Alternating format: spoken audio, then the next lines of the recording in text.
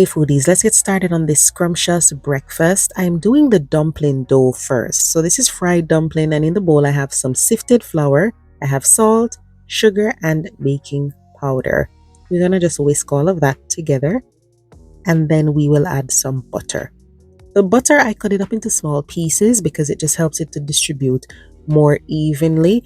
And remember guys, I have detailed videos for fried dumpling on my channel, so feel free to check out all of those, okay? What we're doing now is just rubbing the butter into the flour. So we're using your fingertips, rubbing the butter and the flour together and lifting it as well. And then once it looks like some coarse breadcrumbs, so it's distributed properly, then you're gonna add some cold water, okay?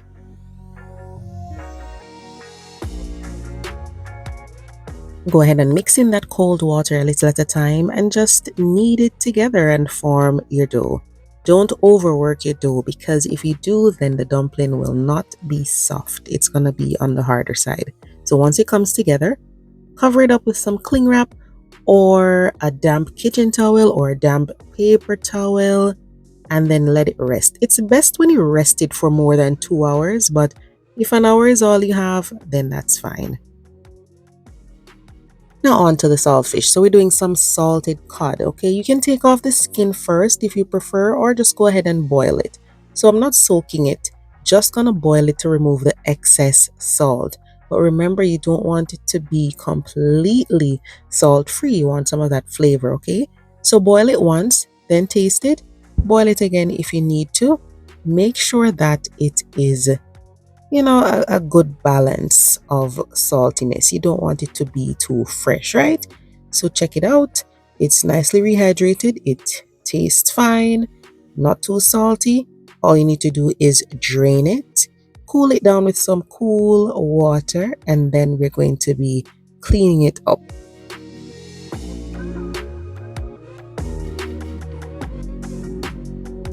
The skin is so easy to remove that you could even use a spoon, but you could go ahead and use your knife.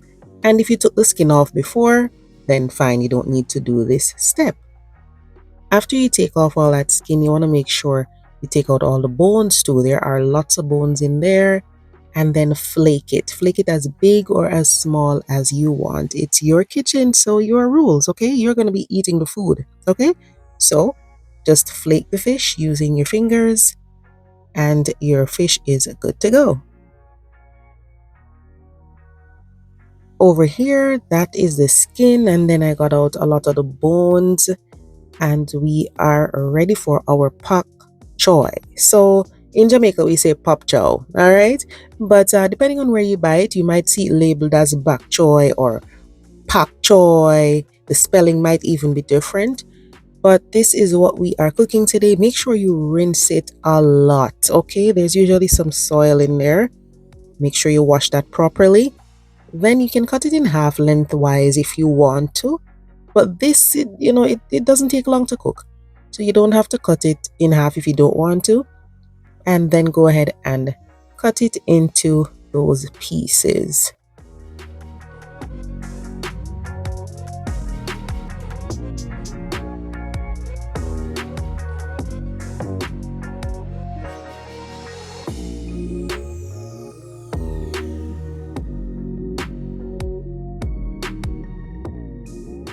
Once you cut it up, if you want to rinse it again, go ahead and rinse it and drain it thoroughly, all right? So for our saltfish and pak choy, we're going to be using some of these things here. We have garlic, Scotch bonnet, scallion, green pepper, onion, and tomato. You can add other things as well. In my pan here, I'm going to be adding coconut oil, and we're going to saute all of those ingredients.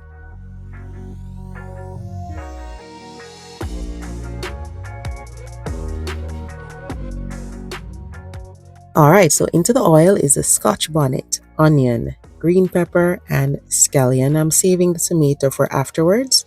And remember, you could use other colors too. You don't have to use just green peppers. You could also add carrots if you want to. Go ahead and add the minced garlic and saltfish. We're going to allow that saltfish to take on a lot of those flavors from the garlic and the onion and the Scotch bonnet.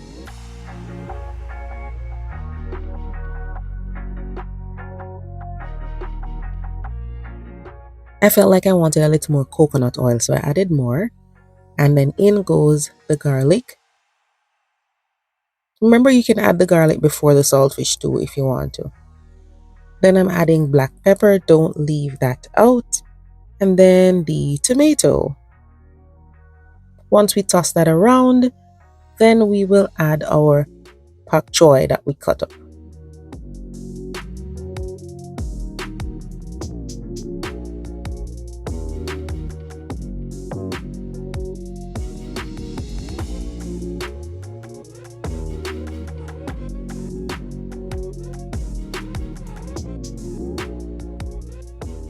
So that's in there. Now we're adding green seasoning, and the green seasoning has onion, garlic, scallion, parsley, some Scotch bonnet.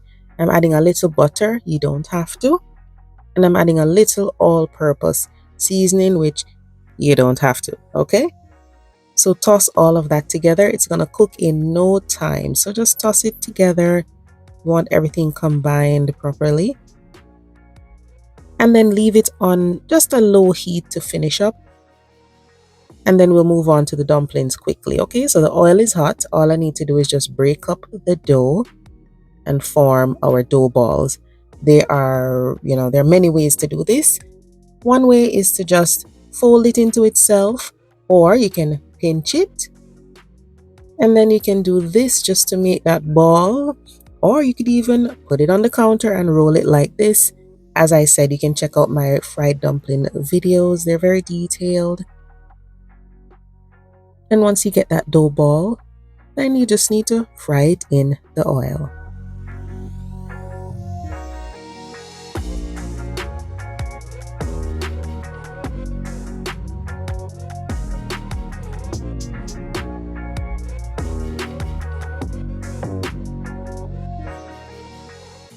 I'm doing shallow frying today instead of deep frying. So you're just going to fry these on a low to medium heat until they are golden brown and fluffy, okay? About 5 minutes on each side, and then you can keep turning it. If you feel like it's browning too quickly, you can always keep turning it, monitoring it. It takes just a little bit more work than deep frying. Deep frying, you just drop it in the oil and it's good to go. You want to check on these, make sure they are not burning, but you want to make sure that they're cooking properly too, okay? I also did some fried plantain, some sweet, ripe plantain.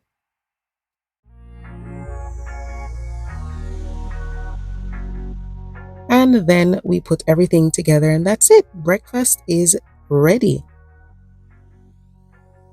If you have a Jamaican in your life, surprise them with this lovely breakfast and let me know in the comments section if this is one of your favorite breakfasts that you make at home.